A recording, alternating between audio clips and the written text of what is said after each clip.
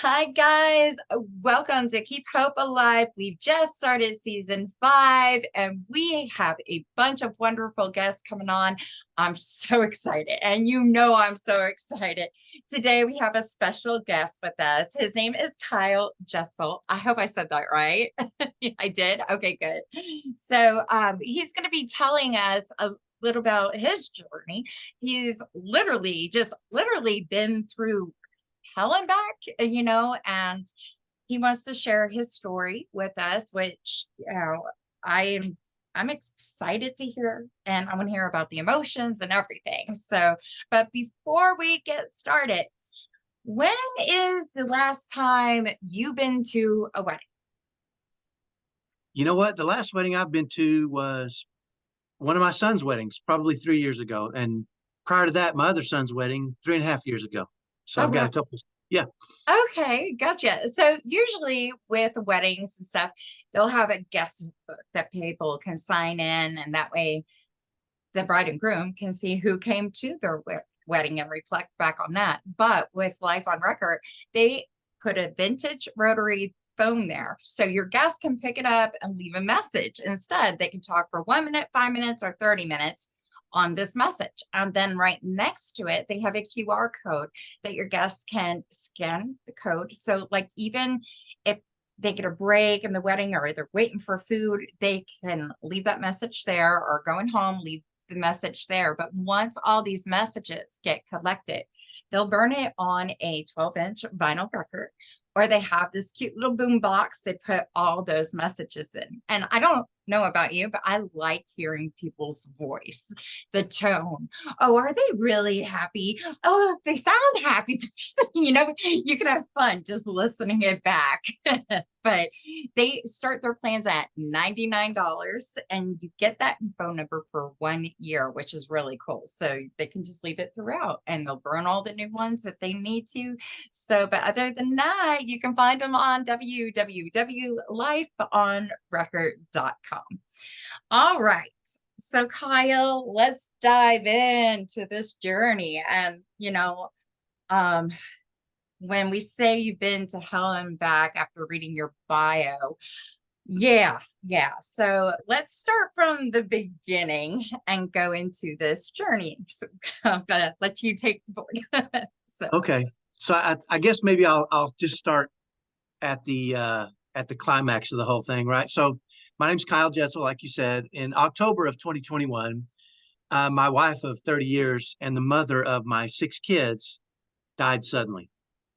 And I knew I was not the first one that this had happened to.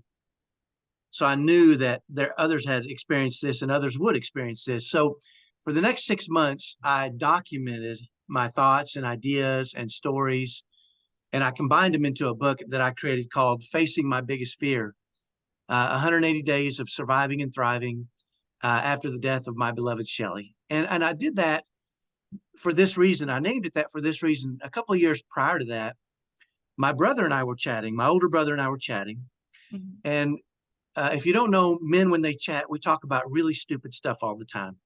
We talk about sports and, what would you do if this happened? And my brother just on a whim said, "What's your biggest fear?"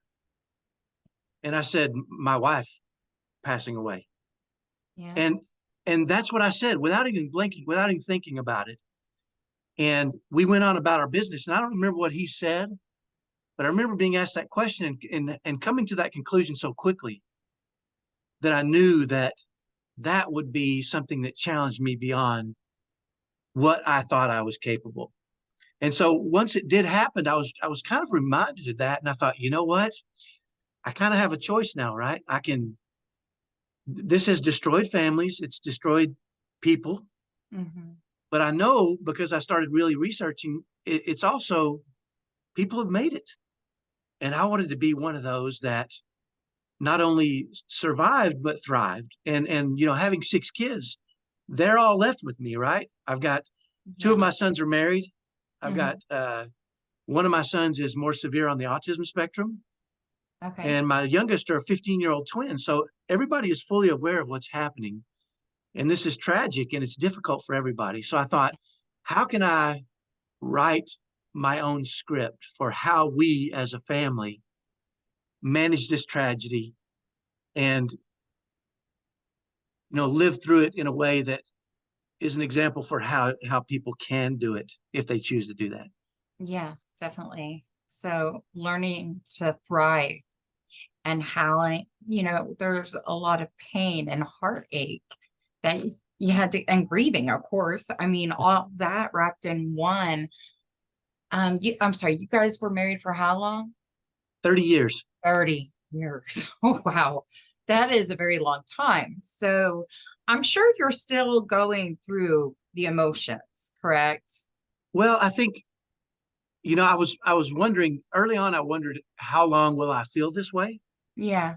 which is, you go through ups and downs pretty consistently. Yeah. And I like to face those. I'm the kind of guy that I'm a buoyant, happy individual by nature. Hmm. Uh, and I never really understood the kind of pain and suffering that I experienced after this happened, but I Yeah. didn't like it. Right. I don't know. I don't think anybody does like to think No, about they don't. suffering through that. Hmm. And so initially it really bothered me and I really fought with it, but I realized after a while that it is part of the process. And frankly, I've chosen to not shy away from it, but to take moments away from everything else and to really feel it fully and grieve through it, and then go back to my buoyant, happy self. Right. What I don't want to do is ignore that Yeah. it's there, but I also don't want it to destroy my buoyant, happy nature. I Yeah. think my wife would like me to stay that way, and she would like me to be that way for my kids, and my kids kind of like that part of me. And so, I kind of disappear sometimes for a while, and I'll tell my kids, "Hey, you won't see me for a little bit. I'm going to go off and do this," and they realize what's happening. But then Yeah. I have this attitude that I think it's a place we all need to visit, but we Yeah. don't want to live there. Exactly. Exactly. And that's good that your kids are understanding that you need that little tiny break to go do whatever, if it's a cry or just a prayer. I know when I lost my friend last year, December 11th, I still pray. I'm like, girl, I'm still going to talk to you, even though you can't talk back, you're going to hear me. So, but I mean, that helps me strive. And I wish they could hear us, and sometimes I think they can. So, but that's what I hold on to capture, but I mean, everybody's different. So, what have you found that helps you when you're having one of those days that's a really crunch low day? I mean, is there something you do to keep the happiness? And what would you tell people to do in this There situation? absolutely is. I'm very thoughtful in my approach to it, Hmm. and so I'm conscious of when I start to, there are times when I wake up, I'll dream about her. I dream about her pretty regularly. Yeah. And sometimes, and I've gotten to where now it's been 2 years now. So I know when I dream and I see her in my dreams, I know it's a dream. Yeah. And so I realize I'm dreaming pretty quickly. I don't necessarily talk to her because typically when I talk to her, I wake up and I don't. And so I kind of want to be in her presence, right? Yeah. As long as I can. But also what that does sometimes when you wake up is it's a pretty Yeah. heavy reminder that she's not here. And so I'm very thoughtful in my approach to that because I realize, when my wife passed away, one of the things she had done while she was here was raising. I've got a son who's more severe on the autism spectrum, Hmm. and he will probably live with me for the rest of his life. Yeah. And so that it used to worry my wife beyond belief because she knew, and she used to tell me, I've got to live forever because who's going to love him like I love him if something happens to me? And it would keep her awake at night and it would stress her out so bad. Hmm. And I remember we had talked about it one day and she was really struggling with it. And how do you face that, right? Because it's kind of one of those unresolvable Yeah. challenges is the worry for your kid's future. And I remember we had talked about it for a couple of days, and she was kind of struggling with it. And I came home one day and she was just had the biggest smile on her face. Mm-hmm. And I knew that she was up to something when that happened, right? And I said, "What's going on?" And she said, "I've created a strategy for myself and it's really working." And I said, "What is your strategy?" And she said, "Well, I've decided that there are good emotions, emotions that lead me towards goodness and towards God, and there are emotions that lead me away from goodness and away from God." Mm-hmm. And she said, I've classified my emotions into two different columns. And she says, so what I'm doing now is I'm catching myself in these negative emotions like worry or fear or discouragement. And she said, I've actually realized that for every negative emotion that runs me away from goodness, there's an opposite positive emotion. And she said, so when I catch myself discouraged, I think what emotion is the opposite of that would lead me towards goodness? And she said, it's encouragement. And so she said, I focus on encouragement, or how can I encourage Yeah. myself? And she actually, and she actually wrote it down and she created a formula, right? And here's what's interesting. And she's got all these different emotions: obsession, worry, and doubt, and discouragement. And across from that, she's written calmed and comforted and creates belief and encourages and leads and reassures. And she really created this little formula for herself Yeah. that when she caught herself in those emotions that will run her down that rabbit hole of pain and discouragement and frustration, she Mm-hmm. just would catch herself and say, okay, I see what's going on. How can I flip that and move away from that? And Exactly. over a period of a couple of weeks, I saw a transformation in her because she started what she called managing her mind, Yeah. right? And she told me at one point, she said, you know what? It's interesting to me because the only thing we can really absolutely control is our Mm-hmm. mind. But she said, that's the thing that most of us have the biggest problem controlling Yes. because that's where all our trouble starts. And if we run with that trouble, we go down a rabbit hole and we get in real trouble. And she said, when I do that, I'm not sleeping well and I'm worried so much that I can't be energetic and loving for my kids. And she said, I realize when my emotions become more important to me than my love for my family, Mm-hmm. then I need to make a change. And so this strategy was really important to her. And I saw her absolutely change.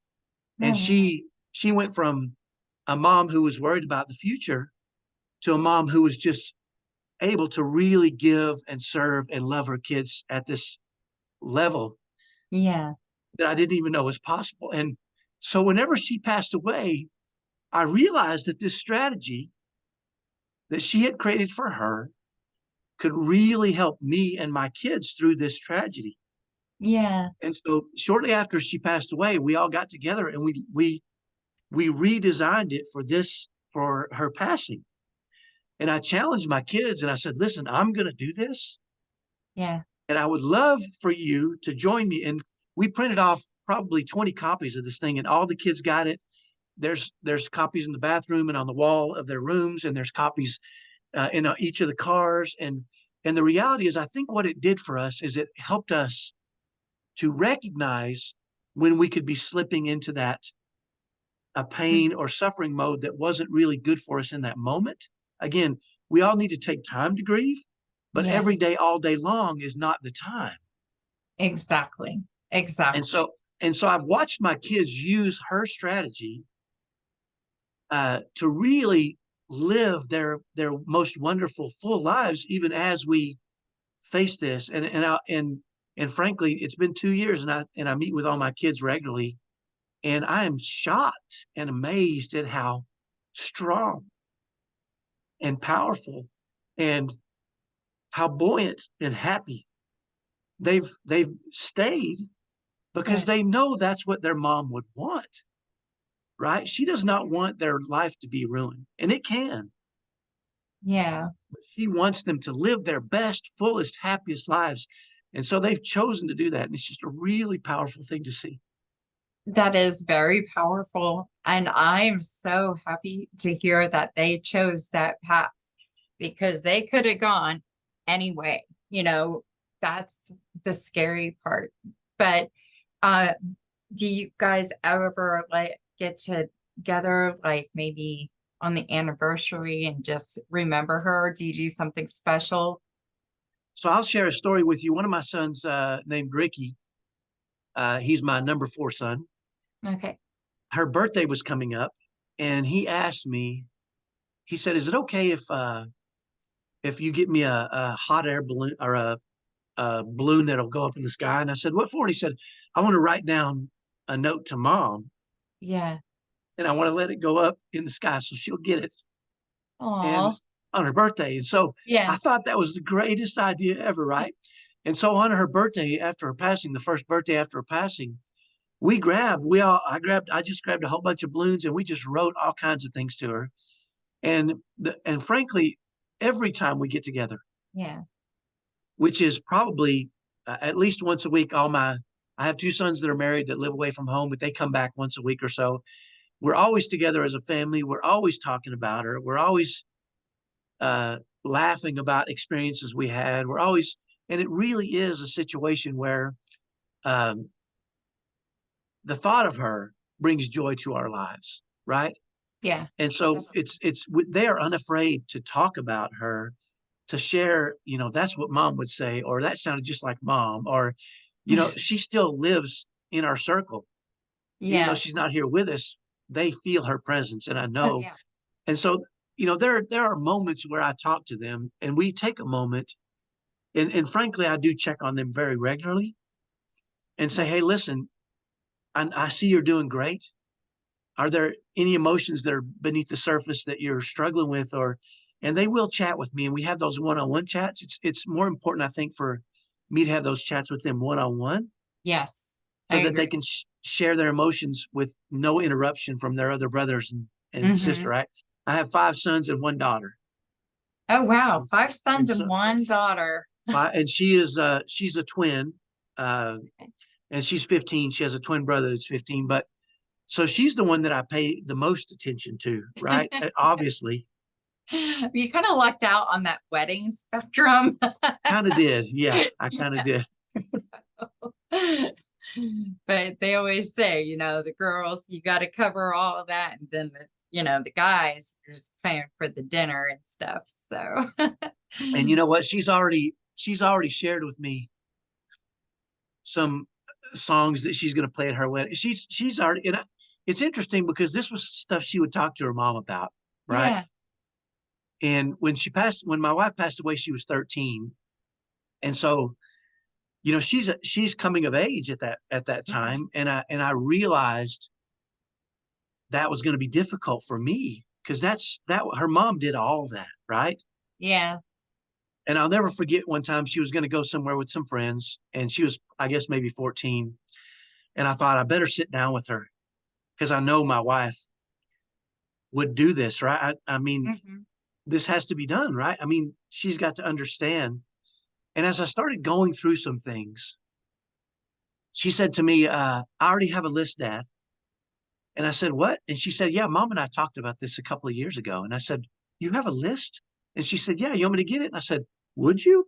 And she went and grabbed a piece of paper that her mother and her had talked about, the things that you do and don't do and the lines that you don't cross. And I was Yeah. like, "Oh my gosh, thank goodness," right? Yeah. And it was so much more thorough than Yeah. I could have ever imagined.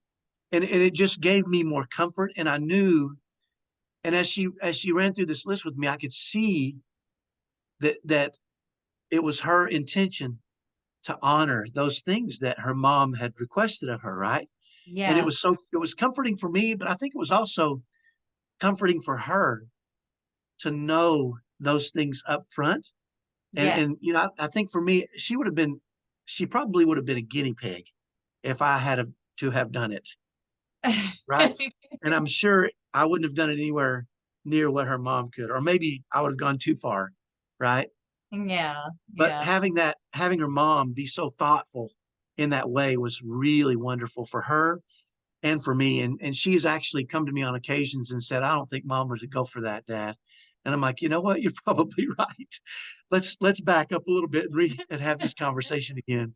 So I feel grateful that my Yeah. wife was here for the amount of time she was, so that my kids could get to know her at at a certain level, right? A level beyond what I could have done.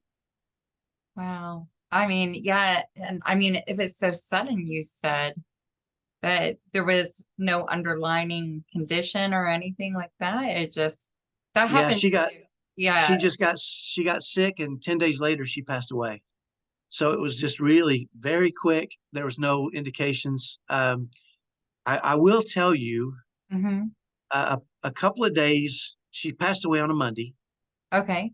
and on Friday, the Friday prior to that, uh, I had a feeling that she was going to pass away. I like to think that I have a pretty good relationship with God, Hmm. and I think sometimes when you get these feelings that aren't good, you want to ignore them because you Exactly. don't You want don't, to know that's hard, right? yeah. But that Friday before she passed away, I was able to call the kids together Hmm.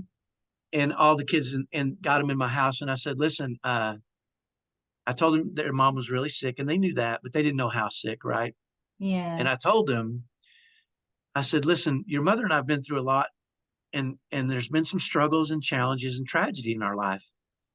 And every time we face this kind of tragedy, you know, there's the temptation to turn away from goodness and God and to be bitter and angry and mad. Hmm. And I said, your mother and I have chosen not to do that. We've always chosen to turn towards goodness and love and kindness, even in the most difficult circumstances. And no matter what happens with your mom, I'm going to do that. And I Oh. want, and I invite you to join me in that, right? And so I kind of, I kind of set the stage, I think, for them. And I don't know if they knew that's what I was doing, Hmm. but I was preparing them in a way so that if she did pass away, that they would know that I was going to turn towards goodness, right? And I was not going to become Yeah. bitter or angry or, because these kind of things can do that to you, right? It's Yes, not they fair. can. It's not fair at all. Not fair at So, all. Yeah. yeah, you had to be so strong for your kids too. You've got to let them grieve and get it out and stuff. So, I bet there was a lot of crying togetherness that you guys did. You know, we're a pretty my wife and I had created a pretty good bond with our kids. Hmm. Here's something that's very interesting. I'll share with you this, and not many people like to hear this, but my kids knew that if we were on a boat and it was sinking, Yeah. and I could only save my wife, or I could save all six of my kids, Yeah. they were going to die because I was saving my wife, right? And they knew, and this is crazy to some people, but that was our relationship was Yeah. that she and I were had created that kind of relationship, and they knew that, and I think it gave them comfort to Good. know that I loved her that deeply. Yes. That's And so I always. think it was good for them to know that. They also knew I loved them, but Hmm. they knew what she meant to me. Yeah. And I also had a friend tell me that a year prior he had a brother-in-law that lost his wife, and Hmm. he told me when they lost their mom, when the kids lost their mom, they lost both parents, and because he fell apart. And I said, you Yeah. know what? And when he told me that, I thought, oh no, that is not happening, right? And I got, the idea of it even made me a little bit angry, right? I am not letting everything we've worked towards Yeah. fall apart, right? That's not happening. And so and I think a big part of what we're talking about here is being thoughtful in your approach to these things, right? It's easy to get caught up in the emotion and the pain and the struggle and the suffering, but you almost have to take a step back and say, you know what, I really need to be thoughtful about how I manage my emotions, Yeah. manage how I talk to people, really write.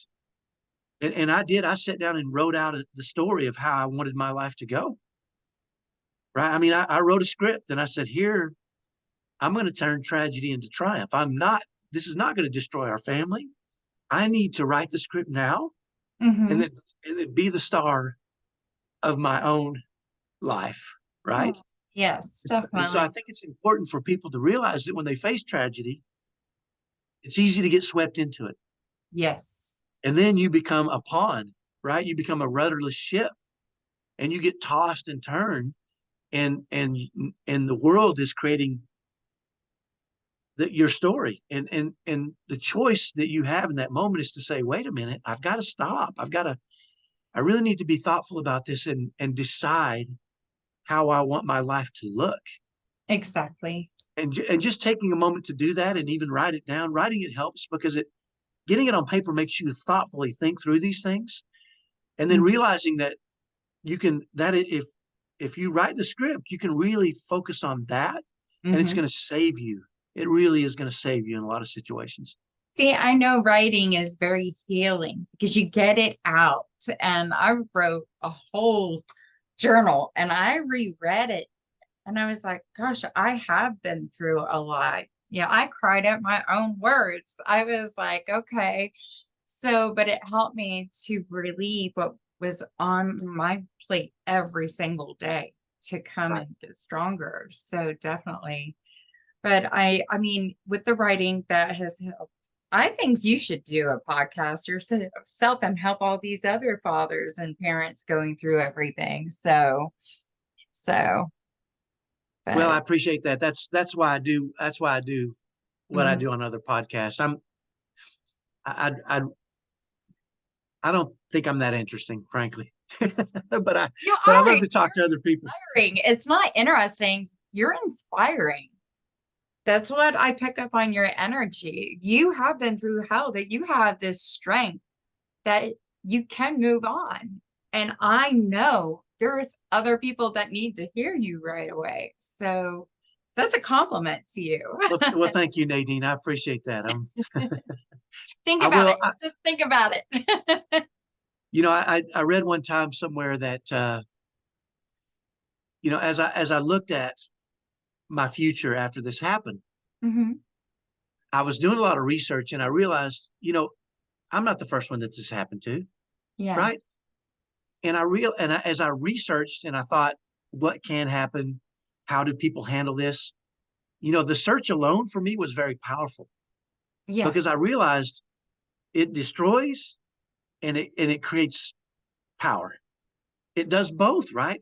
Yeah. And so I read I was watching some videos and I found a video of a movie producer, Okay. and he said something really interesting. He said, the hero and the villain both have the same backstory. And he Huh. said he says the villain is treated badly and treated unkindly, and the world abuses him, and just he's facing all these challenges, and he Mm. grows up and he says, you know what, the world treated me badly and unkindly, and I'm going to get back at the world, right? Yeah. And he Hmm. says, but the hero typically is treated unkindly, faces challenges, Yeah. is real, and the hero says, I'm not letting that happen to anybody else. Right. And That's and it's and he says it's really interesting because the difference in the hero and the villain is that the hero chooses to save the world, and the yeah. villain chooses to attack the world, right? And we see this on a small scale all over the place, right? We see bitter people walking around, Oh yeah. and they've chosen to be bitter, right? They haven't faced anything different than some of the rest of us have, but they've chosen to fight with the world about it, right? They're going to be the villain, and Yeah. they're going to be and not necessarily a villain, but they're bitter and they're angry and they're frustrated, and they take that out and bleed it out into the world.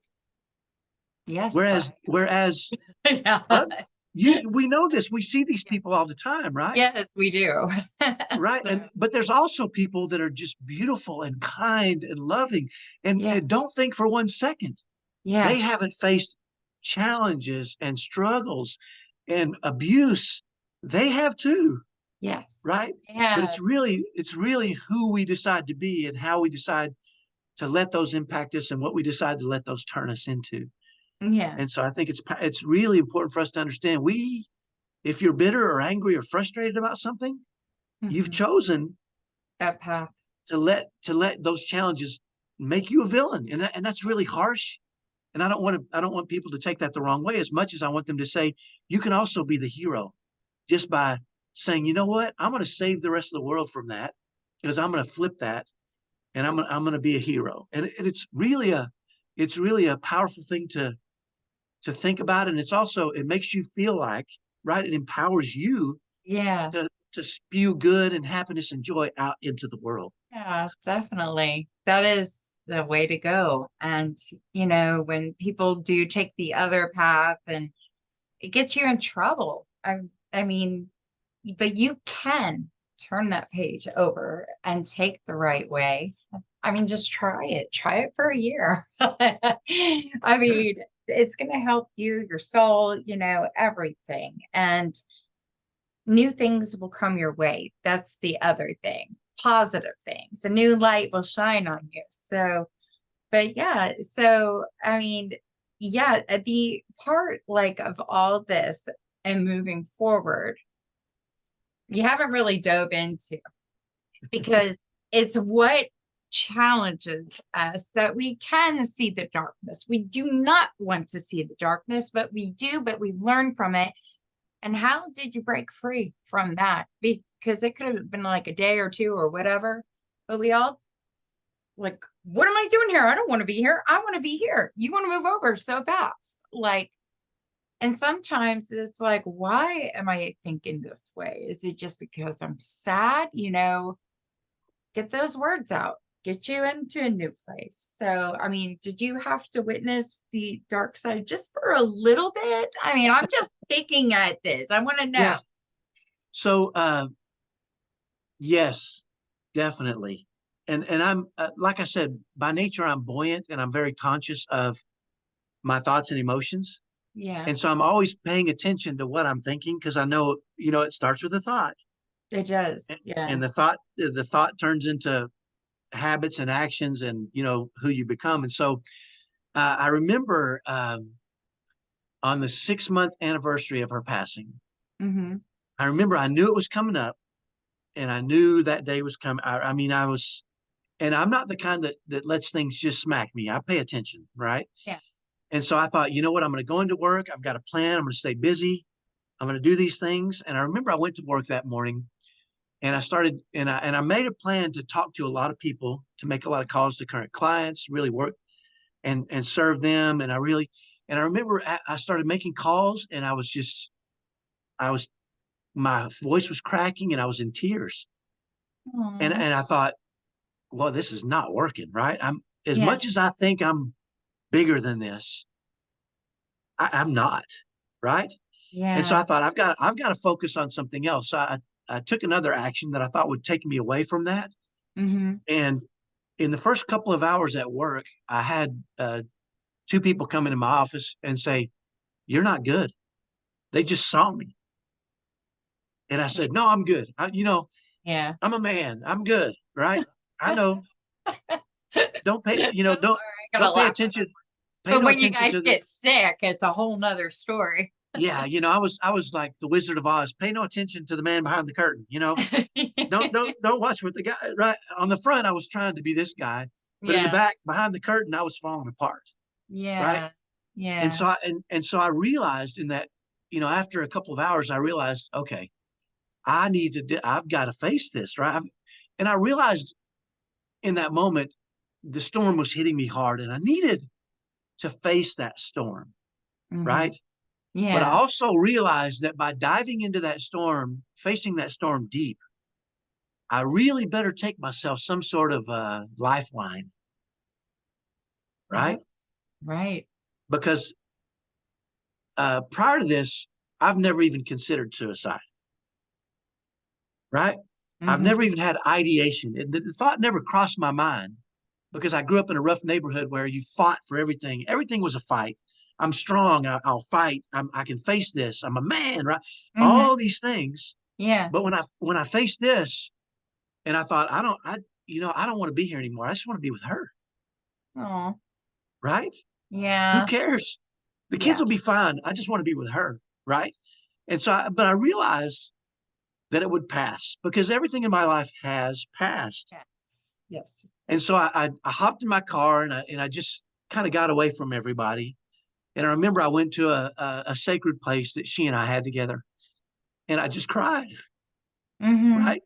And then I Yeah. thought, okay, it's been an hour. That's enough. And so I went to I was getting hungry. I went to have lunch where she and I, our favorite lunch place, Mhm. and I just cried. I cried into my food.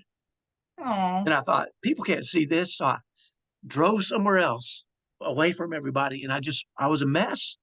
And for 4 or 5 hours, I just was a mess. Right. And I realized in that moment that it was a necessary part of my grief. I had to yeah, face that storm and all the power that that yeah, storm presented.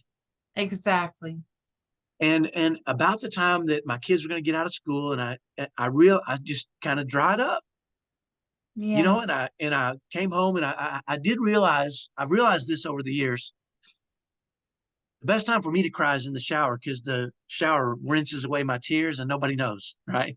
I do it So so my kid doesn't hear me. I'll just have a good cry and shower too. yeah, and I'm not really a crier, right? Especially over those things. I mean, I have found that I'm much more, and you can probably see it now. My eyes are wet now, Yes, I can but tell.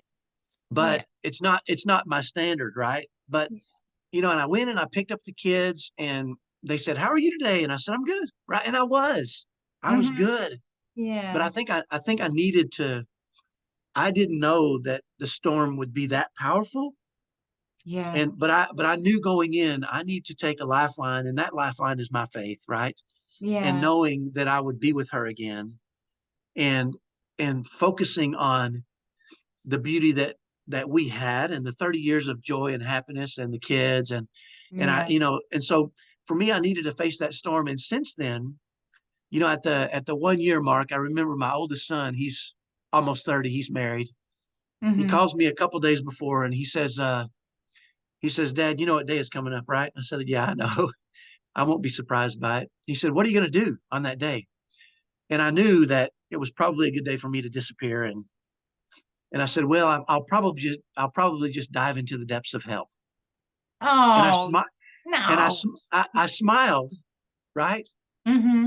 And I could hear my son's voice. We were talking on the phone, and I realized after I said it that it scared him, Yeah. right? Yeah. And so I said, "Hey, listen, don't worry, I've got a lifeline, right? It's something I need to do occasionally. Yeah. But I realize it's going to be a tough day. I'm probably going to have to disappear and just face this giant, powerful storm of Yeah. pain and suffering for a little while, but I'll be okay. I'm taking a lifeline. I'm not going anywhere." And after I said that, I think he realized what was going on. And since then, we've had a conversation about, he sees me as this pillar of strength, right? Yeah. And I Uh-huh. am. Yes. And my kids see that, and I am. But he also knows, and they know, that there are moments where I have to crumble and face that storm. And it's hard, Oh, yes. and it's deep, but they know it's just a moment for me, right? They know I'm going to visit there, but I'm not living there, right? I'll come back, and I'll Yeah. be the man they need me to be, and the strength that they need from me, right? And who my wife Shelly would want me to be. And so Yeah. they're okay with it. They realize what's going on now. And I think it's also allowed them to say, "Oh, it's okay," right? For me to grieve, like, seriously, right? Yeah. Seriously grieve. But I don't want to live there either, right?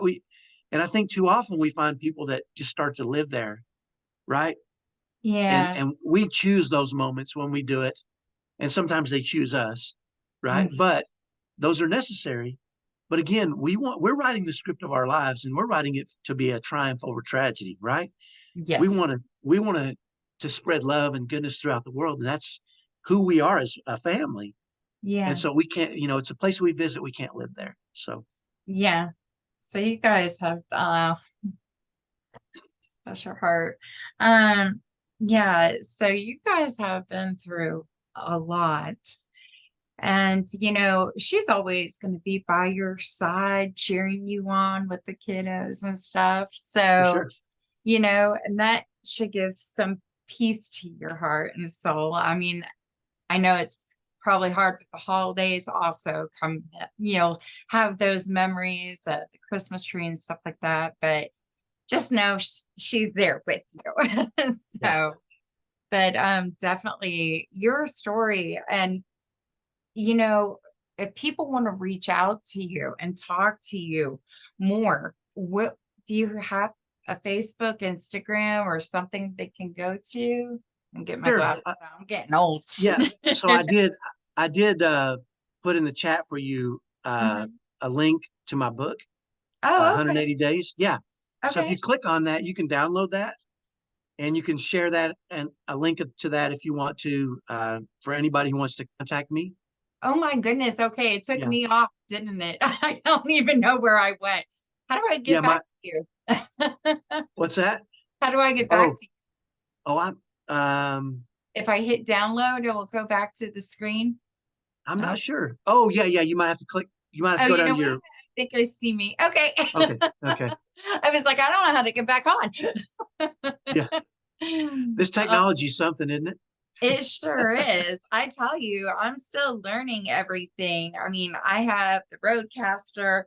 I used it for many of season one, but as soon as I played around with Zoom and I go, oh, they give me a filter to look prettier. Yeah, I was sold on Zoom. I Yeah, just, I'm much uglier in person too. I promise you. That's for sure. you are not. You are not. You're fine. You. So, yeah, so I want you to pass that book around freely. I want people to read it as much as they want. The one thing I think it's important, I mean, there's many important lessons I've learned Yeah. from this.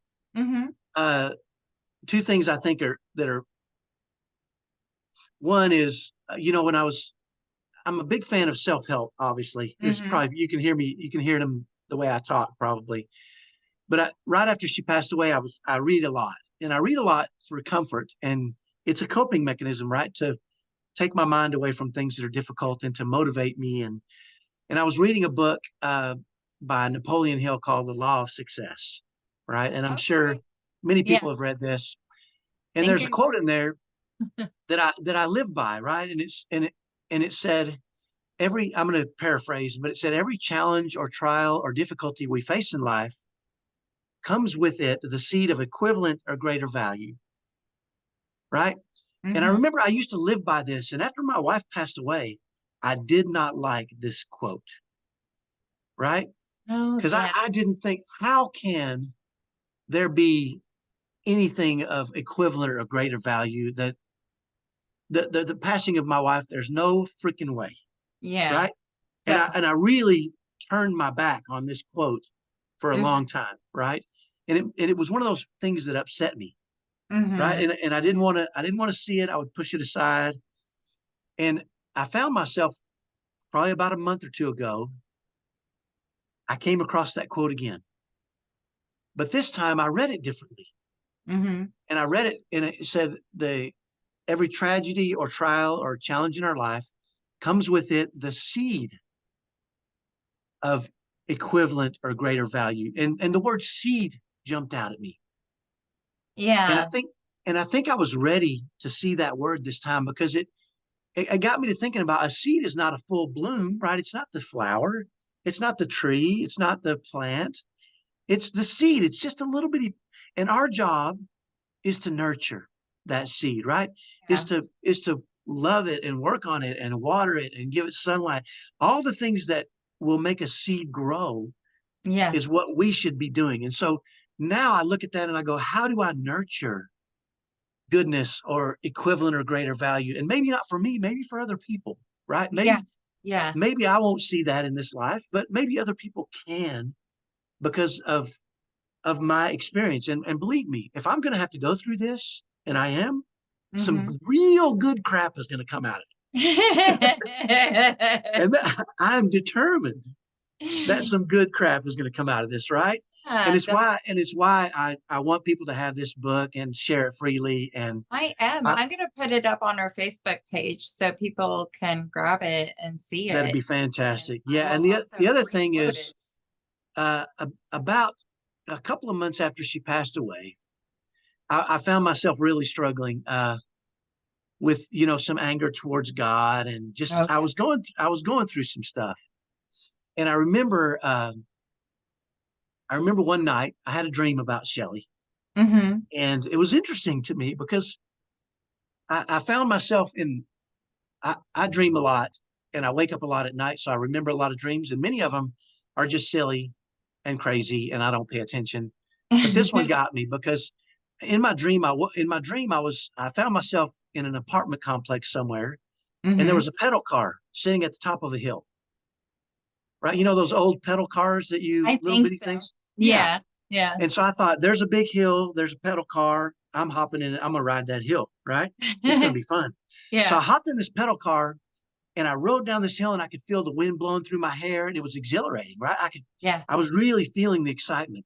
But when I got to the bottom of the hill, I realized, you know what? This is some little kid's pedal car and he's at the top of the hill and I got to drag this thing back to the top, right? And Yeah. so I stuck my arm through this pedal car and I turned to walk back up the hill and there was Shelly Aw. standing in front of me. And I lost it, right? Aw. Because I Yeah. was really missing her. Yeah. And I remember falling to my knees and wrapping my arms around her waist and saying, I can't do this. Yeah. I can't live without you. I can't do it. I don't know what to do. I'm lost. I can't do it. And I just kind of poured my heart out to her. And then I said, how long do I have to be away from you? And she said to me, just one day, just one day, right? And I Mm-hmm. woke up with, with tears in my eyes, and I realized I had been looking, you start to think about, I've got another 20 or 30 years to live and she's not here, right? Yeah. But in that moment, I thought, she's right. I just got to live one day, one beautiful, wonderful day at a time, Yeah. and I'll stack them, Yeah. right? Yeah. And Definitely. interestingly enough, it gave me, rejuvenated me and gave me hope, right? And all of us can do anything for just one day, right? Exactly. Yeah. Yeah.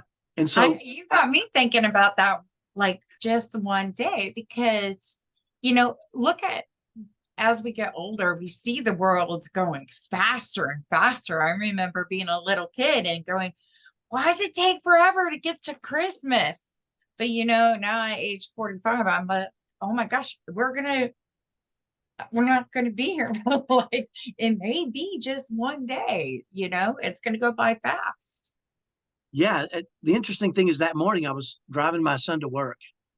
Uh, and usually we go a back way where it's kind of some Yeah, curvy roads, but this time he wanted to go a different way where the road is straight. yeah. And as we got onto this straight road, we looked and it was up a hill, and way up at the top of this hill, you could see his office from where we were. And he said, "Hey, look, Dad, when we go this way, it looks like our office is right there. It's not far at all, right?" And I started crying because I realized that if I just do one day at a time, she's not that far away from me, right? Yeah, And all she's closer than I imagined. yeah, And I was taking every day I'm taking these back roads and I'm struggling and I'm in pain. But if I hop on that main road and look up that hill, she is right there, right? yeah, And definitely. I just need to live my best and be happy and buoyant and joyful and spread happiness for just one day, right? And then I can go to bed and then just one more day, right? Yeah, And just one more day. And it really did kind of open up the world to me and say, you know what? I got to quit focusing on 30 years from now. And I got to really live my life in the moment and just create my world one day at a time, right? And exactly. focus on what I can do today. And it really did help me. Mm-hmm. And I think it will help other people to realize that. I mean, that as we get older, we look back and we say, where did it go? Where did Yeah, that time go? yeah, Right? yeah. Like, It's just a blink of an eye ultimately when we look at our lives, right? And my yeah, belief is that I will see her again. I will be with her again. yes, yes, And and that thrills me, right?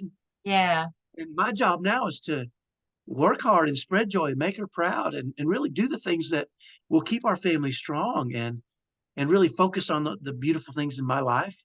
And then oh, that when that day comes, it'll be joyous. So, oh. It's gonna be a lot of joy, and as I hear you talk, she just wants you to be so happy. And I know she would say you're doing a wonderful job with the kids.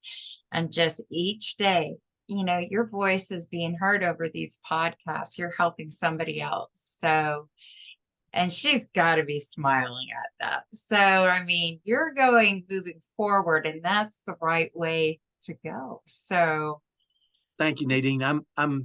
I'm excited about our future. I know things are going to continue to go well. I don't expect it'll be an easy life from here out, but that's not really what life is about. So I'm ready. Right, bring it on. We'll face bring it. it Yeah, on. bring it on. We'll I, face it. I stay away from the news these days. My mom watches the news all the time. Well, did you hear this and this? I go, I don't watch it for those and those reasons. Yeah, If something bad, Facebook will tell me. there you go. Something, yeah. So, I mean, I think that's how I learned about Betty White when she passed. But I thought it was like a joke. But, we're pulling up on Google, is this really real? And, yeah, but you just never know. So, yeah, I'm going to float your book. You've helped so many people with this story and your journey. And, I want you to keep spreading the word, like definitely. So, but I thank you for being on Keep Hope Alive. I mean, Thank you. I ain't gonna tell you thank you and thank you and thank you over and over. So, but I also gotta thank the sponsors who made this show happen. So, of course, we have lifeonrecord.com, your interactive guest book. Then we have Dallas Bridals Shows Inc. And if you are in the Dallas Fort Worth area and you're having a special event, these trade shows that they put on, I think there's 4 out of the year, will help you find your vendors and get their information. So, which is really good. Now, our next one is partytimetexas.com, and they're your one store, not even a store here, office for all your party planning needs, whether it's a DJ, a band, a caterer, a venue, a photographer, photo booths are popular, a juggler, whatever you need, we can get it for you. So then we have Miles and Smiles, DeborahRose.com. And she is amazing. She does handwriting analysis and lipstick, or maybe it's the other way, lipstick readings and all that. But she is accurate down to the point. She is going in the event industry and making creative new ways of finding out your little secrets from your hands and your lips. Then we got Mr. Bryce Harney, BryceMagic.com. He is all over right now, traveling, doing shows. He's a magician and a mind mentalist reader, I guess. So, but really good at what he does. So check him out. And our last one is RichmondPunch.net. He's been in the Dallas area now. I think he's out in Georgia, but he has been playing the violin, graduated from the Juilliards, has played in front of 1 million people, been on some Lifetime shows with his playing. So I want to thank all those sponsors. And if you want to see more episodes, wherever you find your podcast, you'll find Keep Hope Alive podcast. And of course, keephopealivepodcast.com. We're on YouTube. Subscribe to our channel. And for our 100th subscriber, I will have a secret surprise for you. So, but definitely, I will add all his socials onto our Facebook page if you want to check him out. We do have a phone number you can call if you have questions for him, and that's 833-780-HOPE, which is 4673, I believe. So, but definitely you guys reach back to us. Once again, Kyle, thank you so much for being a part of our show. And as I say goodbye, love and light.